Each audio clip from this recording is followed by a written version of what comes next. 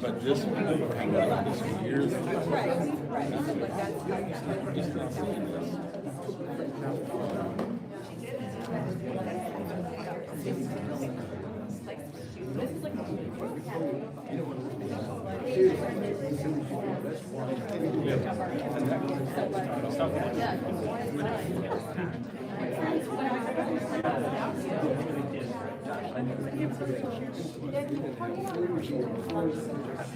Yeah.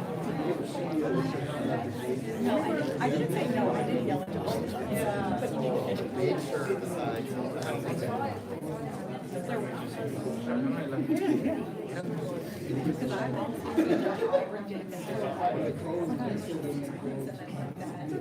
Yeah.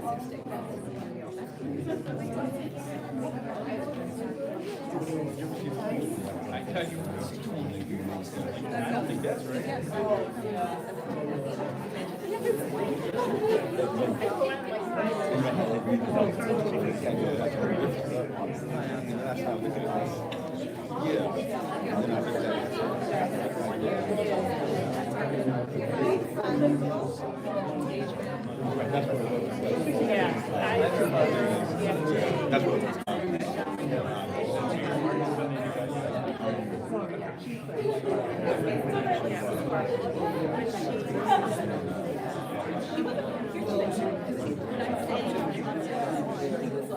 he had like he had a picture.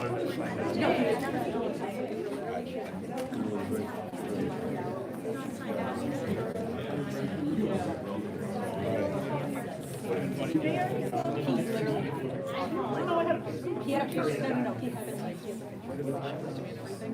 But I was like,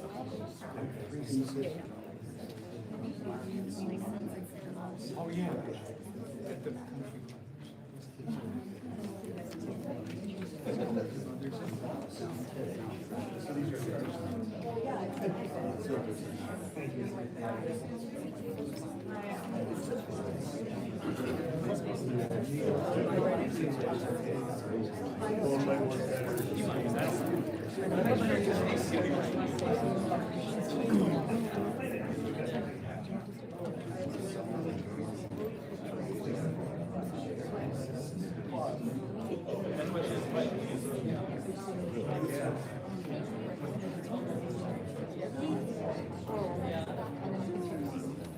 like I put it on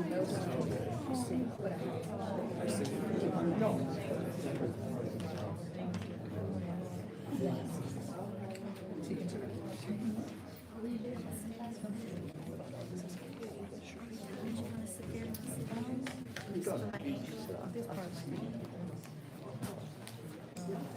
Water?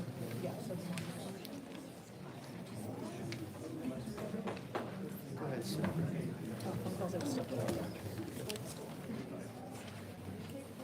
There's a seat there.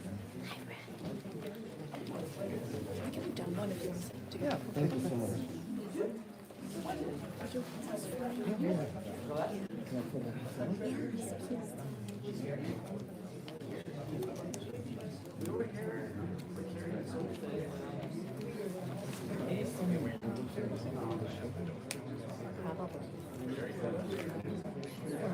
Yeah, to the show. Not to this.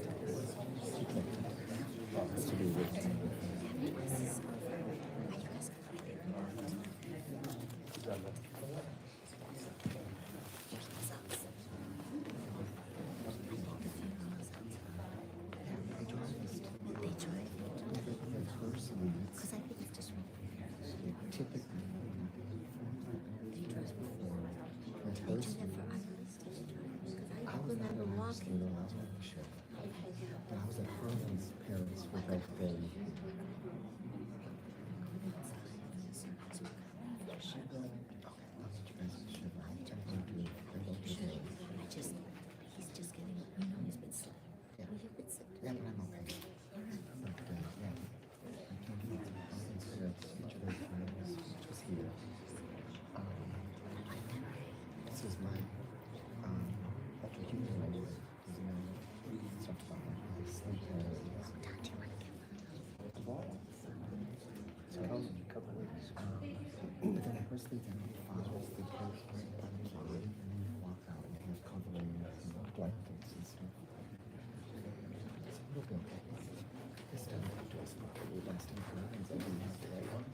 This is kind No, that's what I kind of said.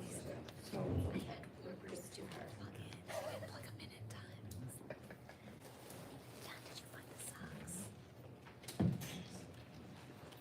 Ladies and gentlemen, can I ask everyone to put your cell phones to silent mode?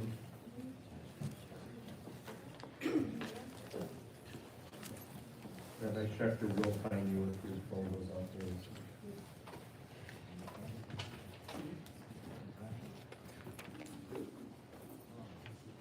Funeral service is going to be conducted by Rabbi Barry Shep.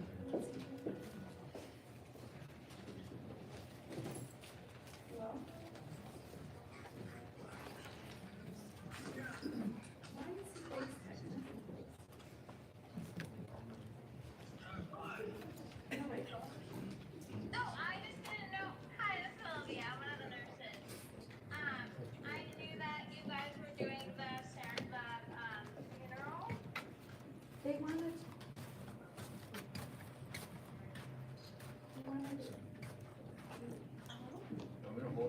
He doesn't, he can do the Zoom.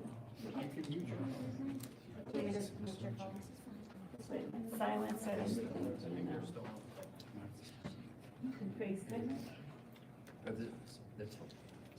Can we add it? Is there like an add button? It's not, it's YouTube, right? It's on mitzvahfunerals.com. Oh, yeah. Here, I can send you. I can send you Oh, the can I text you the link? Yeah, that works. Okay, I'll text you the link. Okay, Okay. okay, bye. We're really tech savvy here.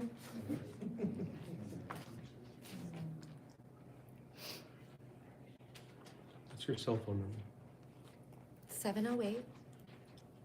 708-507-1810. In case anybody wants to. I just sent you the direct Thank you YouTube so link.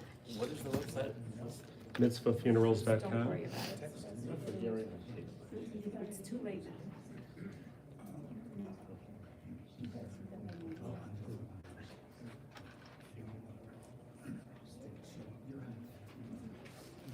What's your phone number? I'll send it to you.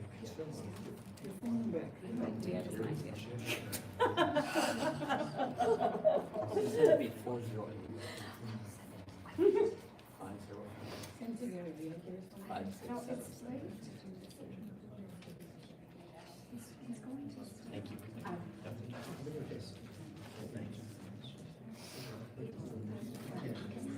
Send it to Gary. Anybody else? You shut it off now? That's yours. Can I turn off my phone? I'm sorry. It's okay. Are you, is it all done now? Well, is he joined? We make sure he's joined. You'll be able to watch it later as well. It's recorded. Okay, I'm sorry. I'll talk fast. Just make sure he can watch if he wants to. Okay.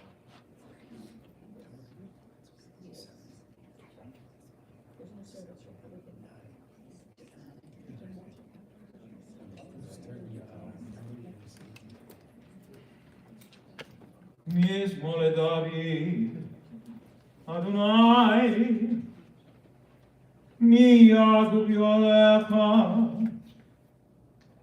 mi yishkom behar kodshecha, holech tamim, ufoel tzedek, v'daver emet bilvavo, Loragam lishono, vasal reira, vicher parasat rohavo,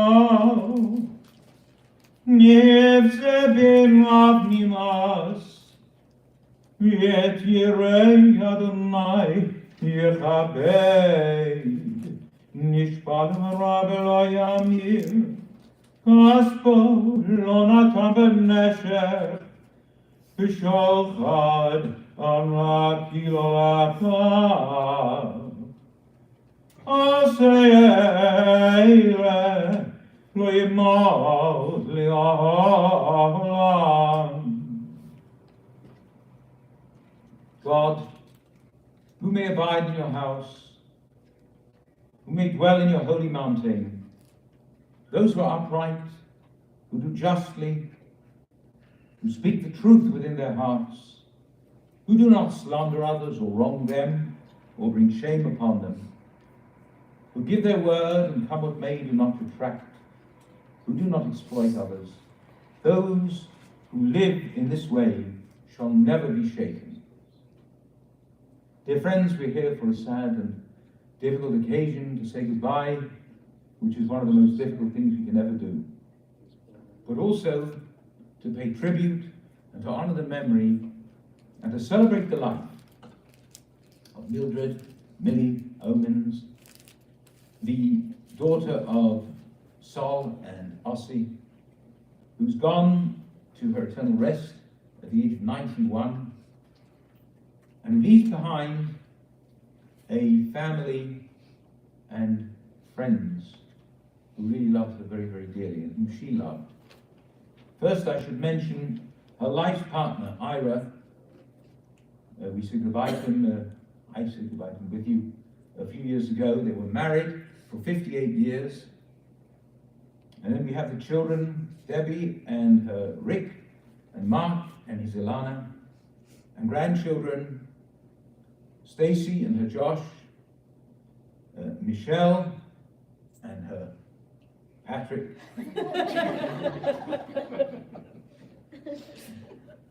Ellie and Jeremy. And there's a great grandchild, Haley. I don't see Haley. I should also mention nephews, niece, Bruce, Gary, Gerald, Susan, Keith, and Millie's late brother, Philip, and Philip's late wife, Natalie, and her late sisters-in-law, Estelle, and her late husband, Frank, and Aviva. I think I have everyone. And we're going to begin by hearing from the family. So first, I'm going to call up Mark to speak to us.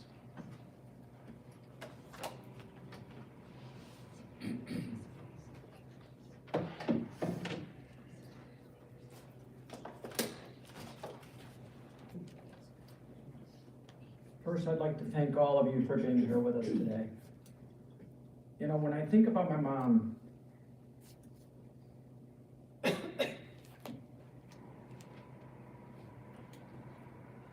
I had this down, guys. And I hate reading off scripts. I just like to talk, but I'm like, I tried that at home like 15 times and that didn't work. And I'm like, and I don't cry, guys. I really don't. But for some reason with her,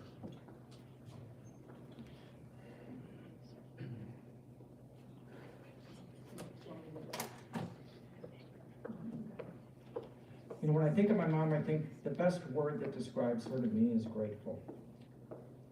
She was just so appreciative of everyone, everything, you know, from family and friends, to nurses and doctors, to a waitress in a restaurant or a salesperson at a random store. She was so nice to everyone. You know, growing up, it was important to her that our family was close. It was important to her that my sister and I didn't fight a lot. We did fight a little bit, but it was really important to her that we didn't fight a lot, that we got over it, we made up, we figured stuff out. Because it was just family was so important to her. You know, especially when it came to Sundays and especially on holidays. My dad worked a lot of days. For those of you that were with us last time, you know, he was home. Sunday was the day. So it was really important to her that on Sunday our families got together, our relatives got together, our grandparents got together, and it was really special. And, you know, looking back at it now, it was really clear to me that my mom's parents did a great job stressing the importance of family to her and her brother Phil.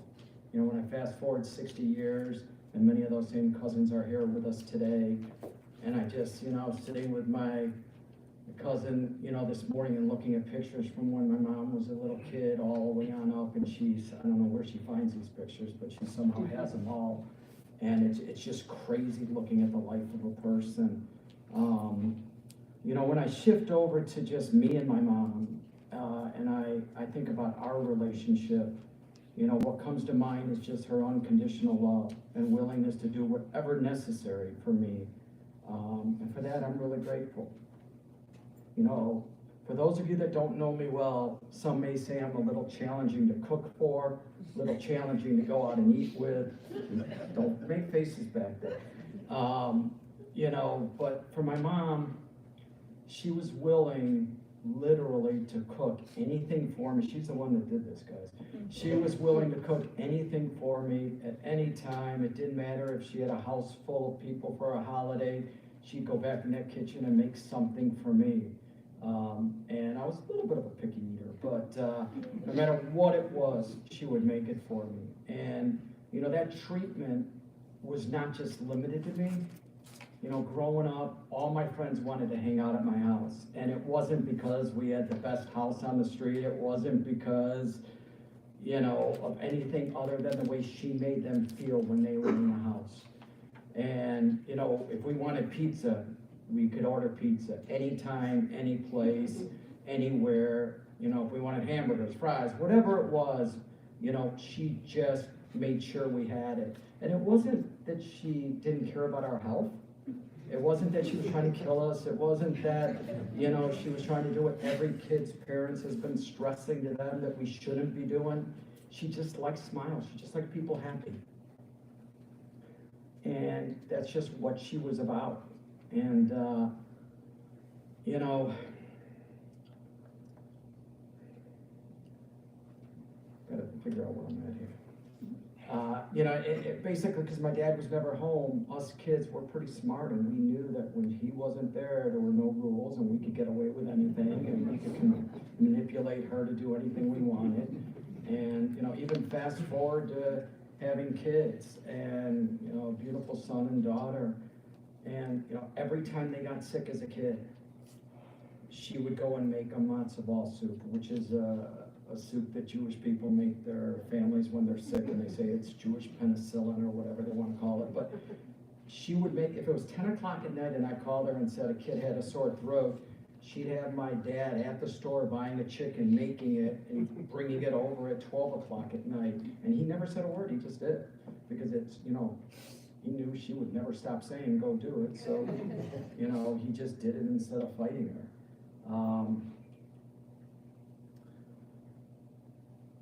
So she's a great mom. She did everything.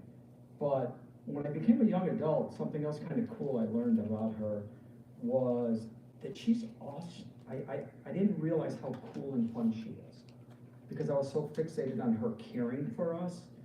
But as I got older, you know, one time I was living in California in the 90s, and I got called to go to London to do some work. And I had a 100-pound dog that I lived with in California, and I called my mom one day and I said, hey, will you come over and watch the dog for a week while I'm in London? And she's like, sure. Of course she said yes, and she came. Here's a 5-foot-tall woman with a 100-pound dog, never complained, never anything, never like, how am I gonna do this? She just came and did it. I came back from the trip and I said, hey, you wanna drive back to Chicago with me with the dog? She said, yeah, she did it. And that trip was, you know, kind of a coming out party for me with my mom, because it was like, there's one thing, the mom-kid relationship of caring for us, and then there's like, can we be friends? Can we actually communicate on a different level?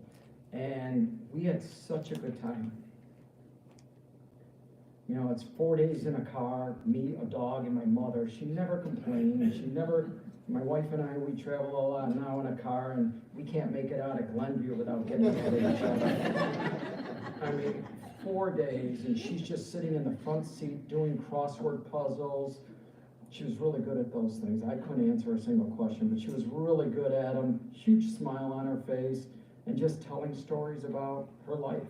And, you know, it was really, I remember one night we went out to dinner, and she never drank, and I talked her into having a glass of wine, and it was like so funny watching her face. I think I'm a little like something from the alcohol, but you know, she just was a really cool woman. And another quick story, and I'll wrap here, is, you know, I traveled a lot for work with the job I'm on now, and some of my friends are in the back that I work with, and you know, she came out to Vegas with me. We used to do a lot, we still do a lot of trade shows. And, you know, she came out to one with me in Vegas. And my mom loved to play slot machines. She just loved, she could be on a nickel slot machine, it didn't matter what it was, she just loved to pull that hammer down. And I remember she sat in this casino at a nickel slot machine. Had to be 8, 10, 12 hours. I came back from work, and she just had this big smile on her face, a bunch of people around her. I don't know who they were, but she made friends with people because that's just what she did. And it's just, you know, she attracted people of all types. You know, once you met her, you can never really get enough.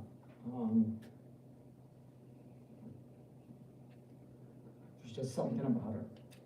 Her undeniable thirst to put others first and do anything possible to make them happy is something, honestly, we should all aspire to be more like. I know I'm gonna try. It's so easy to get caught up in stuff. It's so easy to think about yourself.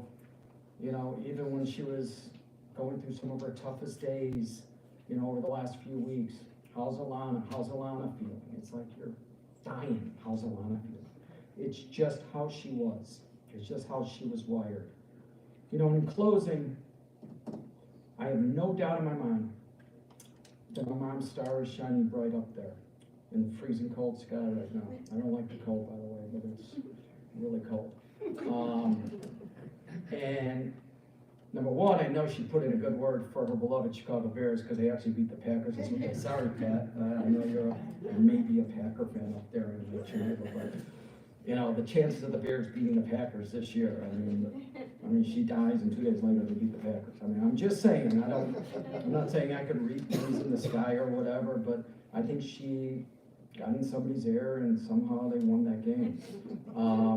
And I'm sure she's today, you know, very busy meeting people, reuniting with people, you know, just being who she was. You know, my mom loved being with friends and family. And for those of you that can, you know, please come join us later today at my house, you know, as we'd love to, you know, celebrate her life with you. That's it for me.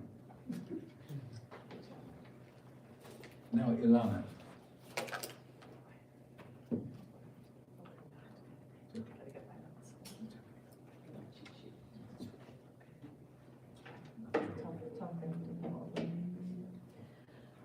I've heard many stories about people's mother-in-laws, and most of them, quite frankly, are not good. But I had a really great mother-in-law from day one. She welcomed me, was nice and caring and loving. She treated me like her own, and she'd always tell me she thought of me like a daughter and not a daughter-in-law. She wanted me to know that. She'd laugh and love it when people would think I was her daughter. People thought we looked alike. Even very recently, a nurse assumed I was her daughter, and we had a really fun laugh about it. One time I took her to Temple to make Hanukkah menorahs. We had a great time, even though I think we have the same level of creative talent.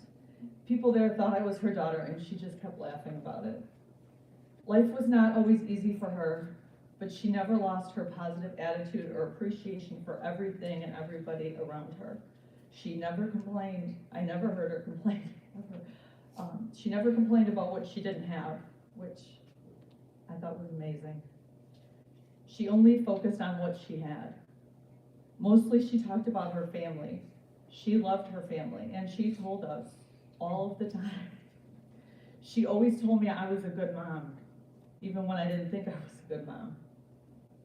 We were all perfect in her eyes, even our crazy and very untrained dogs, Haley and Cooper. They were perfect to her too. Millie was even in the delivery room when both of our kids were born, Ellie and Jeremy. Even Jeremy's surprise appearance 7 weeks early at 3 o'clock in the morning, 3:08 a.m. downtown. She could not have been prouder of Jeremy and Ellie. We had a lot of fun times together. She was all in at all for going to Chuck E. Cheese or trips to Disney World. And she was just so happy and proud that they were at the same college, and she kept saying that a lot. She was just so happy that they were together. She was one of only a few people I ever met who never said a negative word about anybody. She was always so positive, even in very challenging times. I think the world needs more people like Millie, and we will always miss her every day.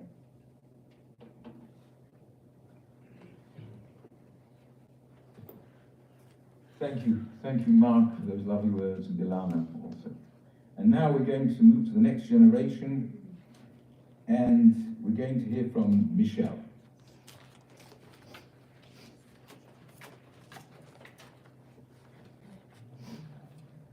Okay, so hopefully you don't need the microphone too loud. I know my voice echoes from the bathroom. So in case you missed anything, I'm sure you'll hear it later. I'll echo back. So thank you all for being here today, even though we're under these circumstances that we wish were different, but the faces and the hugs and the warm wishes make it all seem a little bit brighter. But so I hope first of all that none of you are hungry, because I'm going to talk a lot about food.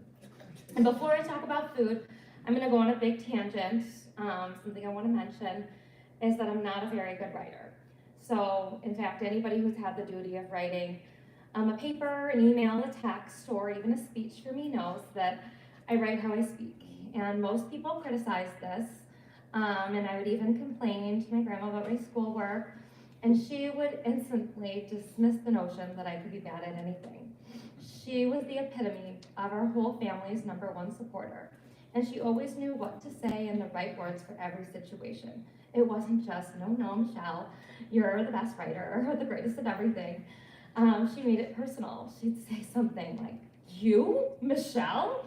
No, that can't be. You're an amazing storyteller. And even this, is not concise. And if I were accepting, an award at the Tonys, the music would start playing. But that was something that my grandma would have really been happy about. So my whole life, I've been a little bit of a long-winded storyteller. And short story long, we used to think that this skill set was something I got from my Papa Ira. In recent years, we've learned that Grandma Millie also had a knack for her storytelling. She had the absolute best memory and attention to detail. And it often included details that people might have found frivolous, but I think that's what made her stories more special. She could transport us into the time and the place of the story. Strangers she would meet, and visitors and nurses, and in specific, a social worker called my mom to tell her that she hopes and wishes that when she turns to be 91 and a half, she could be as sharp and bright and as with it as Grandma Millie was. As our cheerleader, Grandma Millie would tell us stories, especially Stacy and I when we were babies. And even though, they're not our actual memories, they feel like our memories now, despite all of these taking place at time of infancy. Some of these newly adapted memories include when I was a baby. You see, if you got to meet me when I was a baby, you'd know I was glued to my mom. Everyone else, I would cry and cry if my mom wasn't in sight. I wasn't interested. But Grandma Millie's account of this includes her coming to the rescue when I woke up from a nap, and although I'd be screaming right when she'd walk in, she'd say, no, Michelle, it's okay. It's Grandma Millie, and the waterworks would cease. Another story we all feel like we can firsthand recall is with Stacy. Just as a little baby, she changed her own diaper. I mean, Grandma Millie really made great things happen. Grandma had slammed her finger in the car door of sorts, or maybe it was broken, and Stacy needed her diaper changed. And Grandma just makes everything happen, and it seems easy. Or maybe it was just Grandma Millie's ability to make us feel like we were the most accomplished. Even after Haley came around, Grandma would talk about how Stacy was the most independent girl, pouring her own orange juice at the age of 1, and me talking in full sentences. I'm not sure I even talk in full sentences now. So Stacy and I went quite a while as Grandma Millie's star girls. And then Ellie and Jeremy were born. And as the self-appointed baby of the family for 11 years, I was kind of scared that we would have to share her. But Grandma Millie never ran out of love and excitement for all four of us. She even welcomed so many of our friends as her family too. Grandma used to supervise play dates, welcome friends for the Jewish holidays, and host us at her pool and sleepovers. This wasn't anything out of the ordinary for Grandma Millie though, because she used to tell us stories about how the whole neighborhood would be at her house. And it was never a big deal. Easily, everyone could feel like they were Grandma Millie's daughter, son, grandchild, niece, nephew, or cousin, or son-in-law, as my dad would then feel like a son as well. And so my dad, who's joining us remotely today, he had a very special relationship with my grandma. The two of them would often be found as the last ones at the table and giggling and telling jokes. My grandma was my dad's best audience. She would laugh and even turn her laughing into clapping for something that she would really find funny, and she often did. She never even mentioned when she had already heard the joke, or even if she didn't get it or missed the punchline. Her warmth radiated our family. Sleepovers at Grandma's house were not just because my parents had an event or needed a sitter. Sleepovers were something we would beg for. For many years, Stacy and I would start by getting dropped off at the deli, followed by going to Brown's Chicken, where we would order one of every side, in addition to a box of chicken with extra legs, because that was all Stacy and I ate. Then we would get to Grandma's house, where she would have the kitchen all set up for our feast. We would begin our marathon of cable TV, watching starting from the kitchen, then moving to the bedroom, and sometimes we would take up all the TVs in the house, because we were recording a cable TV show in one room, then we both had to watch our separate shows in the other room. But Grandma Millie loved to join and watch too, as long as it wasn't graphic or violent or too scary. And bonus points if we all sat down and we watched a musical together. As we got older, the cable TV became less about what we were going to record, and for Stacy, it became trying to convert her lifelong hubby girl into a Sox fan, and for our dad to make all of us WWE experts during pay-per-views. And for me, I still loved recording hours of TV shows on VHS. But sleepovers were not limited to us. Grandma was the best host to all of our families. When cousins came in, we knew that that meant days spent at Grandma Millie's and an extra-filled pantry. Grandma Millie and Papa Ira's house was always known to be stocked when we came by. The freezer of microwave fries, the cereal selection, and the pantry delights such as white Oreos, not golden Oreos. No. It was a known rule that if you went home from their house hungry, it was your own fault. And it wasn't just because my grandpa was a really good grocery shopper. It was because food was one of their love languages. Grandma hated not to be able to serve us meals, or the ideas that we might be even a smidge hungry. Even when we were in the hospital visiting Grandma or during her treatments, or at Whitehall, she wanted to feed us. We were always trying to take care of her, and she would talk about how worried she was that we hadn't eaten. She was constantly upset that in her room at Whitehall, she didn't have any dairy-free treats to offer me, and that she was eating ice cream and I was only eating popcorn. Time with my Grandma Millie meant so much because we shared all the same hobbies: eating, going out to eat, talking about food, shopping, and even allowing for shopping at the food court, especially at Old Orchard. We would make jokes about how perhaps we weren't maybe the most athletic like Uncle Mark and Jeremy. However, if shopping or eating were considered a sport, we would be professionals. She would love to hear about the deals and steals we found or our Black Friday hauls and reassure us that we got this from her. She made shopping and eating special. We would love our day trips to Woodfield, Golf Mill, and of course Old Orchard, where we inevitably complained about how slow Grandma would walk, or that her and my mom were always stopping to look at something. But regardless, she was down for whatever adventure and errand we had in the back of our mind.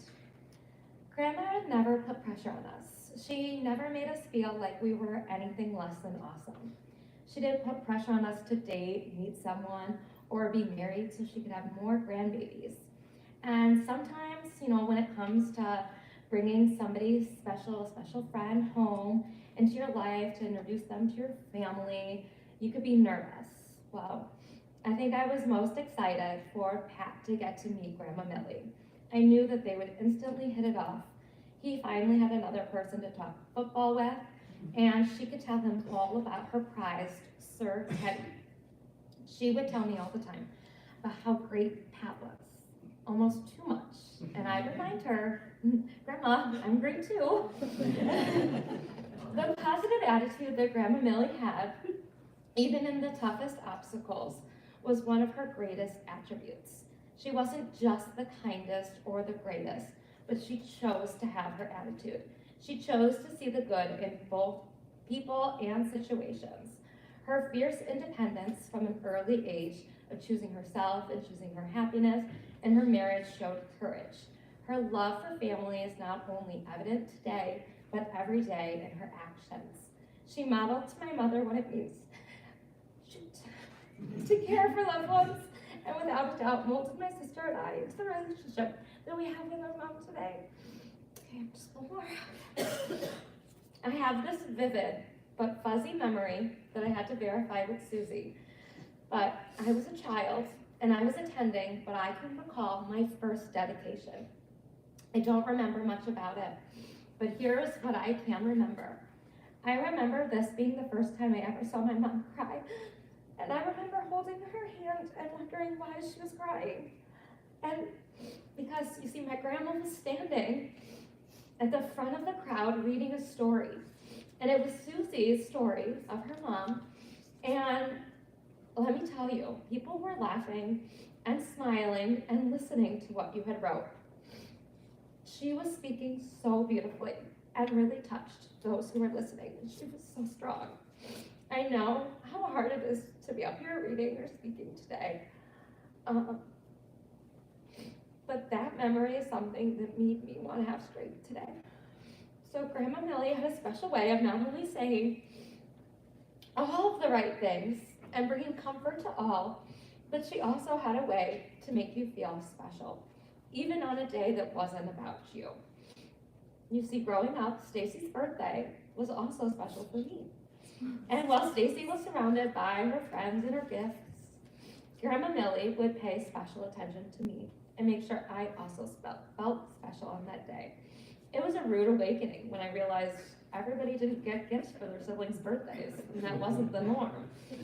Grandma Millie did so many special things to make others feel happy, and it made her heart happy.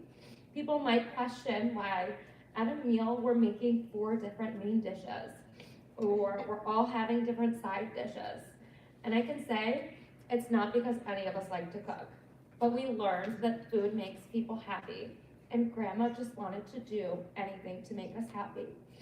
And I'm not sure where this pureness came from in her, but I can say for certain that I see in everything that my mom does for us and our family.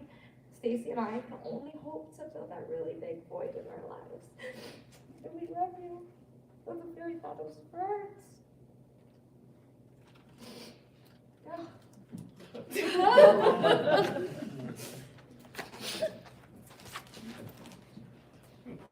Thank you, Michelle. Now, Stacy. I should start redlining. It's long, Michelle. And I'm hungry. Thanks for that. You didn't have to spend that much time with my grandma to fall in love with her. She could woo you from the moment you met her. She had a demeanor where she could greet anyone with a smile and a hello, and it oozed kindness and warmth with an optimistic energy that can bring calmness to even the most high-strung. And if you know us, we have a few of those in this family. She could sense what you needed and give it back to you in great supply, whether it was a story, just the right words to make you feel better, or a bowl of matzo ball soup. Unfortunately, I can't say she passed down her gifts of calmness to me. I'm one of the high-strung ones. But there was so much else she gave and taught me. Our lessons in caretaking began when we were little. Anytime we were sick and needed to miss school, the first person on the scene was Grandma Millie. She was there to make sure we got all the snacks we wanted, had full dominance over the remote, and were fully tucked in to sleep off whatever illness we had. There may have been some feigned sickness because couch time with Grandma was way better than school. But it wasn't until I was 12 years old that my caretaker showed me something new. I had been sick for about a year, having these phantom stomach attacks overnight. This time I'd been sick overnight and was too tired to go to school, so my grandma was there to watch me. Around the time my mom was coming home from school, I started feeling ill and had been in and out of the bathroom. My mom comes home from work and she smells something in the air. She's worried it's a gas leak. So here I am, doubled over in the bathroom, and my mom's in the kitchen calling 911, not for me, for the gas leak. My grandma's getting a first look at my pain, and she knows something's not right. As the full strength of the Wheeling Fire Department shows up at our front door and forces us out of the house, my grandma is too fixated on the fact that these doctors don't know what they're doing and need to run more tests. She's telling my mom she needs to be calling the doctor now and demanding they do something, while my mom's trying to make sure her house doesn't explode. Oh. Spoiler, wasn't a gas leak, house was fine, but thanks to my grandma advocating and pushing, within the next week, I was diagnosed and on my way to recovery. And many years later, I rushed to Northwest Community Hospital where my grandma had a blood clot in her leg, and it was in this moment where I was able to return that favor and be her fierce advocate. When the doctor told her she had lymphoma, her reaction was, yes, and what do we do now? She didn't have a doubt in her mind about fighting. She was 86 years old and as strong as ever, and she proved it. Most people her age don't get that many more years without cancer, and we got almost 6 more years. And during those years, she saw me get married.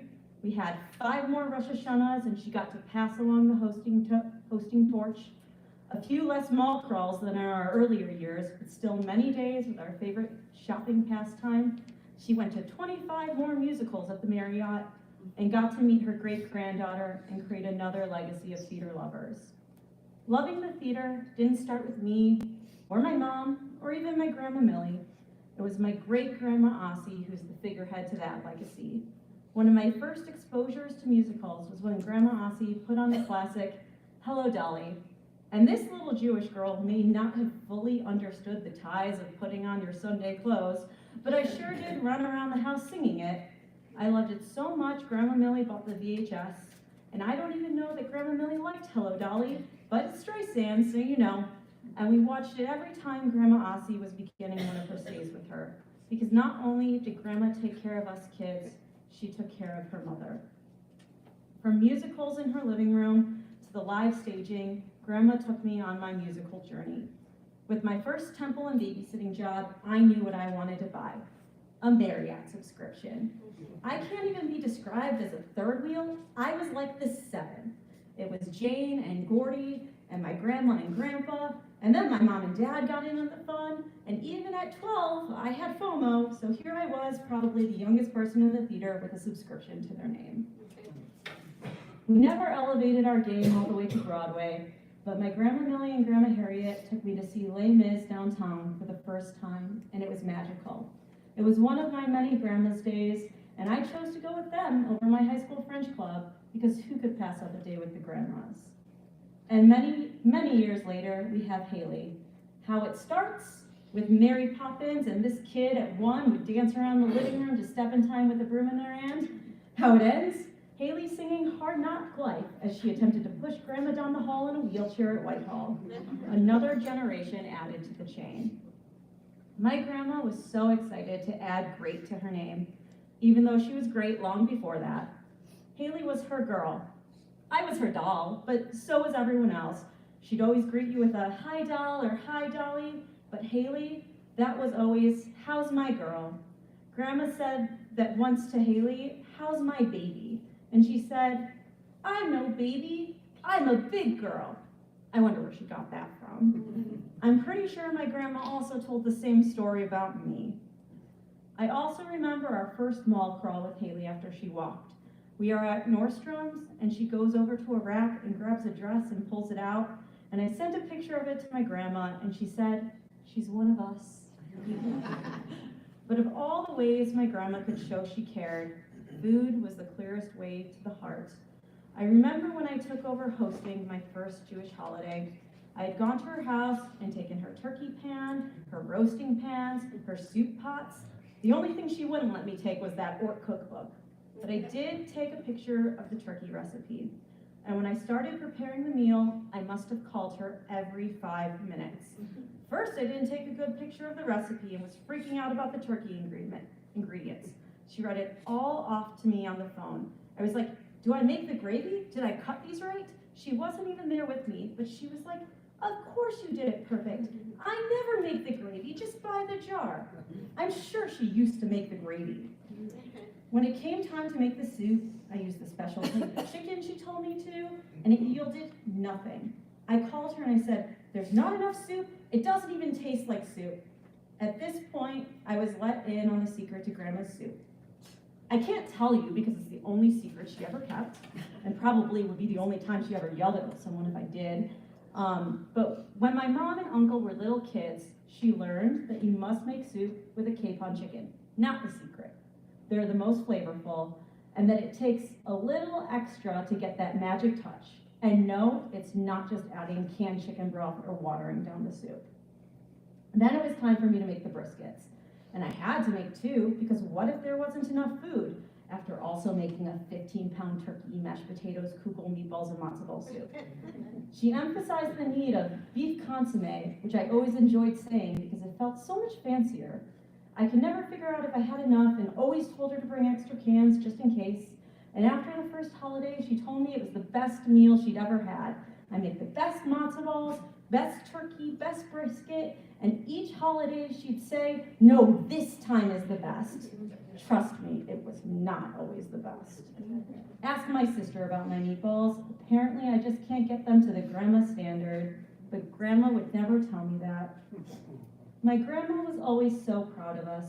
She'd shout it from the rooftops how great we were, but the amazing thing was how proud I was to be her granddaughter and how much I loved to brag about her. There's nothing like my grandma's meatballs, and I would turn my nose up at anyone's matzo ball soup that wasn't hers because Grandma Millie makes the best. How could you not be proud of a woman who was born in the 30s and went to college? She managed to have strong political views and opinions and feel so passionately, yet it never turned people off to her. Something maybe I should have taken a lesson from. I think about if she had gotten to grow up when I did, and all the things and careers she could have done. She may have gotten to be an opera singer if she didn't have to deal with post-World War II anti-Semitism, a crossword puzzle writer. She would have made a great judge, or even an excellent contestant on Who Wants to Be a Millionaire. But luckily for us, and not the world, she wasn't, and we got to have her.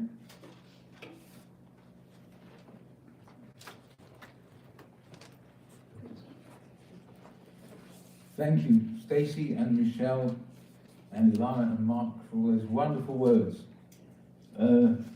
I trust you're all feeling suitably hungry at this moment. I know I am. I do want to do something special that I've been asked to do. Rick is watching? Hopefully. Sorry? Hopefully. Yes, Rick is watching. Rick is unwell, but apparently doing very well. He's in the hospital, and I will make a little prayer for him now. I do hope you're all listening. Rick,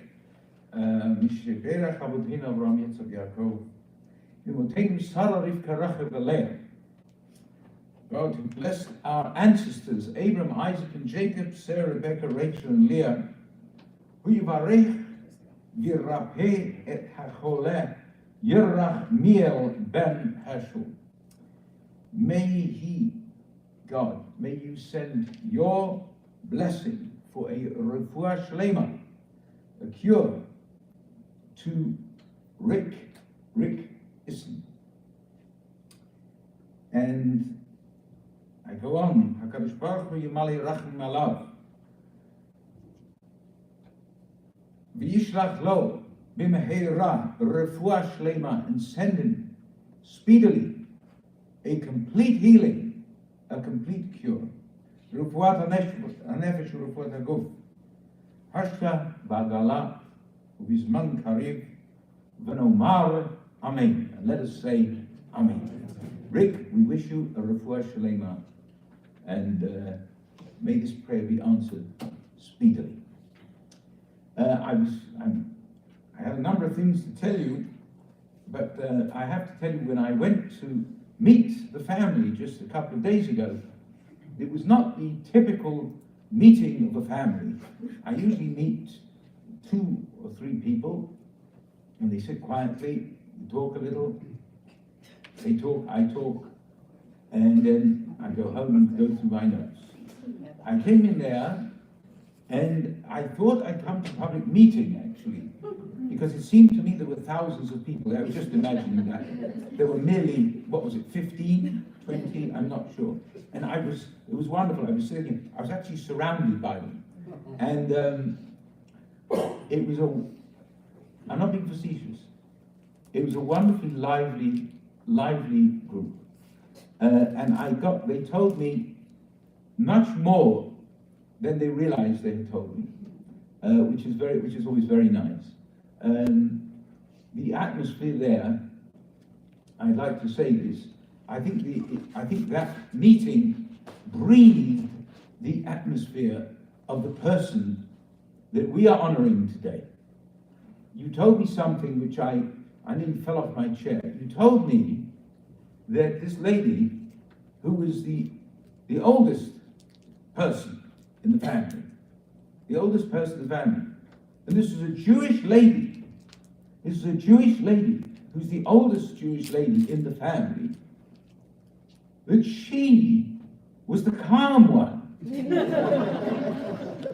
and that she never complained. I didn't do that. I almost wanted to say, are you sure she's Jewish? I don't want to cast any aspersions on this family, but there's something very, very suspicious here. But you've reassured me. You've reassured me that she was Jewish, and that she was that wonderful, rare person, not just among Jewish people, who has the attitude, the temperament, the disposition, call it whatever you like, that somehow faces the family and the world, all the people in the world, with a kind of equanimity, a kind of calm that I, as a Jewish boy growing up in London to Jewish parents, did not experience from my parents or any other Jewish parents. This is unique. This needs to be written up. And we need to find out what the secret is, because this would be an elixir for the entire Jewish people.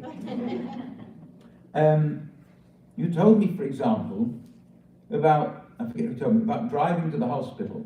It was a long drive. What was it? 200 yards. You got lost. She's totally calm. She's going to the hospital. Going to the hospital. I never met a Jewish man or woman going to the hospital who's totally calm. I've never seen it.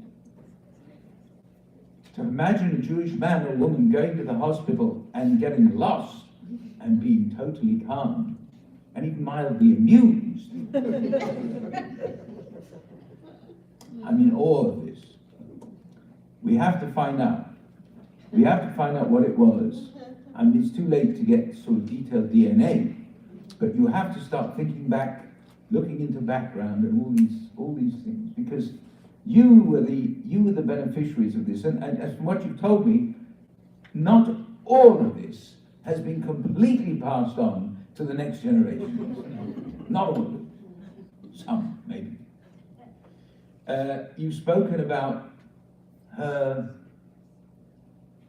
warmth, the special quality that she had that drew people towards her, wherever it was, in Chicago, in Las Vegas. This is a wonderful story. You leave her for a day, she's putting in nickels. You come back hours later, she's still putting in nickels, but now there's a crowd around her. There's something special about this person, not just about the calm, the temperament, the disposition, but something else that's very beautiful. She catered. I don't think there's any cook. I don't think there's any chef. I don't think there's any master restaurateur who could have catered for, she had 2 children, but from what you were saying, your taste in food was quite particular. I think you may have even used the word picky. And somehow, everyone was catered to. Everyone. Even if someone came in late, as you said, for a full house, when someone comes in, she's in the kitchen. If someone is sick, can be late at night, a chicken will be obtained. She will transform it into this magnificent Jewish penicillin. Thank you, by the way, for that tip, because I make chicken soup about the capon. Thank you very much. My own life will be transformed now. But this willingness, it's not his willingness is too weak, too mild a word. This enthusiasm for doing this for all of you, for wanting you all to be happy. And even at the end, when she's grappling, but you wouldn't know, I don't even like to use that word, that verb. She's not well, things are not good, and it would be totally understandable. It is totally understandable for someone who is sick not to be on top of the world. And you cannot criticize anyone for being upset or not in the best of moods or even annoyed or angry or self-pitying. You can't criticize anyone for that if they react this way. But you can praise someone who isn't that way. Because that is quite wonderful, to be able to, as it were, rise above your situation. Rise above it. And look at the world and ask about you. I mean, she's there sick. She's asking you about Ilana. She's asking people, how are they? She wants to know if they're hungry. There's the Jewish mother. You see, that would restore my faith in the Jewish ancestry. Food. Anyway, you've heard all these wonderful examples. You'll hear more of them in the time to come. You write them down. Write them down, make a list. Tell it to this generation, the next generation, the one after that. Haley, what a joy she got from Haley. She would sing with Haley, even though she complained the voice, which in hope for an opera, but the voice, she'd had some physical complaint in the throat, but they would sing together. A great grandchild. Something wonderful. So this is really someone to celebrate and to be in awe of in the most wonderful way. In the most wonderful way. And one of you said exactly, you all said good things. One of you really hit the nail on the head as to the lesson that she gives, which is that we need more people like her. I don't know where we're going to find them. But I tell you this, we live in a very difficult world now, as you know. I don't need to tell you. This is a frightening world. We have people in important places who behave very, very badly. Very badly. And some of them have great power, and that is very frightening. And it's enough to make you despair of humanity. But then, when you hear someone like this, your faith in humanity is restored, and you say, we need more people like this. They don't have to have all the qualities. If they just have some of the qualities, and there are more people like this, then the world is a better place. There is no greater praise of anyone than to say, if there were more people like this person, like this lovely Jewish lady, the world would be a better place. That says it all. That's the greatest praise possible. May her soul be bound up in the bond of everlasting life. That is what I say of her. And what I say to her is, Millie, Lechi b'shalom, go in freedom, go in peace. Have a left in Gan Eden, may your repose be in paradise. You will never be forgotten, you will always be remembered in love by those who knew you and loved you, those who knew you and you loved. Amen. Could I ask those of you who are wearing the ribbons, if I'm not mistaken, it's just Debbie and Mark. Am I correct? Yes. Could you come over here, please? I would normally come over to you, but we are streaming to you. Could you come up here, please? I'm going to cut the ribbons and say a bracha, a blessing with you that we say on these occasions when we suffer a loss. Come here. Could you lift up your ribbon for me? Yeah, thank you.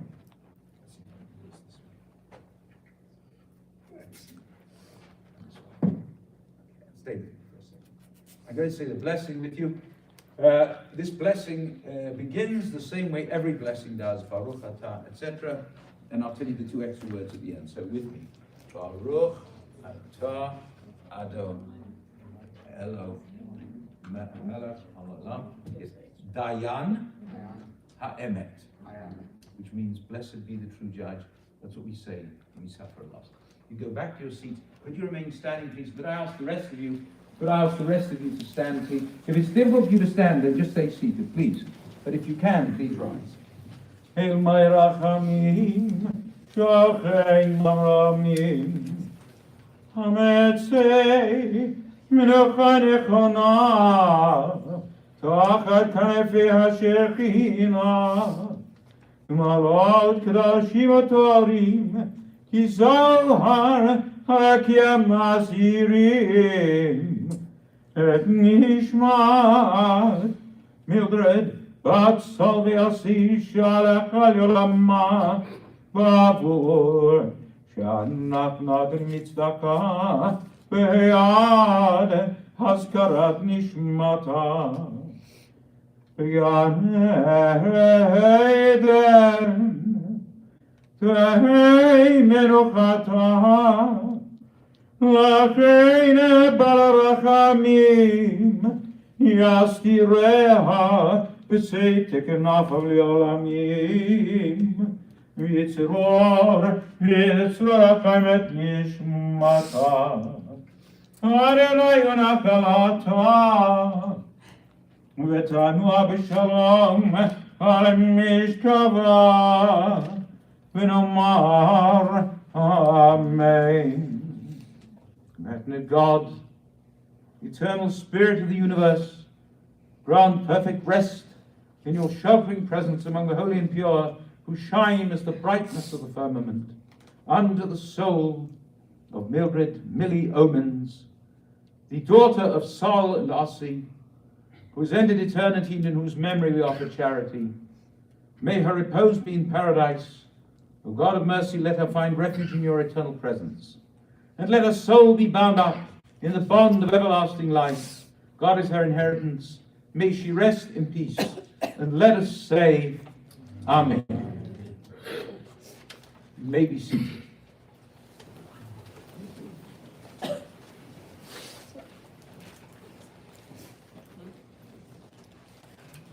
Thank you, Rabbi. A little less than 11 months ago, Rabbi Schechter officiated my father's funeral with interment here. We're actually going to be going by my dad's grave as we go to your mom and grandmother's grave. All have been asked to act as pallbearers. Grandchildren Stacy, Michelle, Jeremy, Joshua, and Pat Malintek. Bruce Schultz, Susie Bernstein, and Bradley Sears. We will ask that everybody please rise as the casket's escorted from the chapel. We do have an elevator And just past the elevator, there's stairs. The stairs are more than a flight. It's probably closer to 2, but if you want to take the stairs, you can. Otherwise, the elevator, it'll take several trips for everyone to make their way, but then the hearse is facing to the east, and if you will just follow the hearse to the gravesite, it's a fairly short trip. Jeremy will be driving, so if we stop at a McDonald's drive-thru on the way, it'll be because of him, not because of me. Everyone, please rise.